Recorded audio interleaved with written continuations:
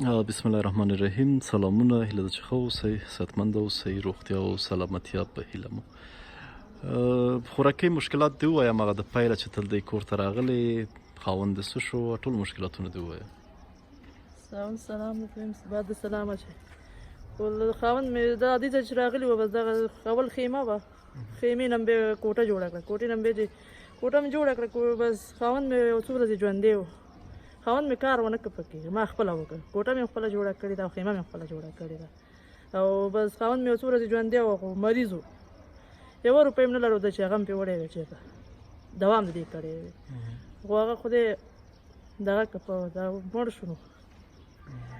نو د هغې نه بعد ژوند څنګه روان دی؟ بس ژوند یې تېرېږي، نو بس دا مشکلات سره مخ یې اوس د بیخي نو مخ یې نو ډېر زیات. د دې کور مسله د څنګه شوه؟ بس کور مسله اوس پراته وه، نو ودرېږه چې څه کېږي، اوس بیا موږ ته دغه بیا د 10 ورځې بیا موږ ته دغه راکړې چې تاسو دې ځای نه ووځئ، خو موږ وس نه لرو چې ووځو چې ته ځان له ځای وګورو، وس نه لرو. زه یې خلاص ووایم چې دا خوراکۍ د خاوند سرطان و، دا یو چاردیوالي ده چې تر اوسه ابادي پکې نه ده شوې، شاوخوا ډېر ښایسته ښایسته کورونه جوړ دي.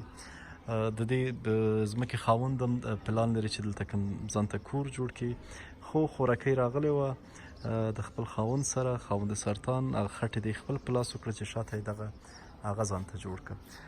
نو خاوند وفات شو، اما کوم نفقه آور چې و هغه نشته اوس په حساب پر زموږ او ستاسې منځ کې، خوراکۍ همداسې تنها پاتې شوه، یوازې اوسېږي.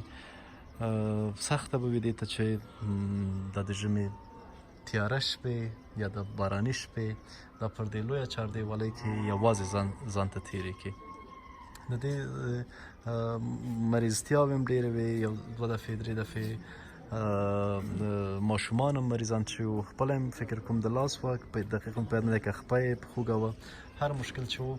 نو اوس د خدای وکړي چې ته ښه واوسې، خوراکۍ هغه یو څه ناسم رسم درته راوړی، نو دانه دانه ورته وشماره. 1000 2000 3000 4000 5000 6000 دا دیم 7000.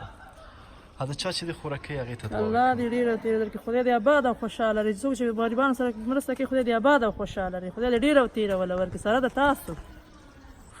ازادي ګلپاران فکر کوم راغله، د هلکانو ټوپونه وکړل. د خوراکۍ تار دی، تار دی خوږه نه کېدی خوا ودرېږه. نو د چا چې د خوراکۍ هغې ته دعا وکړه، الله دې خدای خوشحاله او اباده لري، خدای ډېره تېروله ورکړي، خدای دې د مرض او دغه نه بچ وساتي. خوشحاله اوسې خورې.